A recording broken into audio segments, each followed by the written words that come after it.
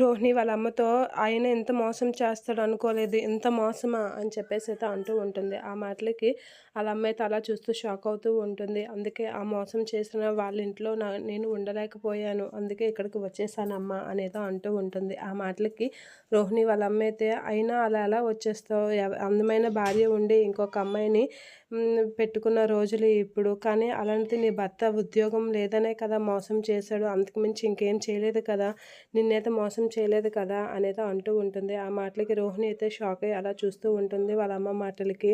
అయినా తనతో పోల్చుకుంటే నువ్వు చేసింది ఏం తక్కువ అని చెప్పేసి రోహిణికి అయితే మందలిస్తూ ఉంటుంది వాళ్ళ అమ్మ.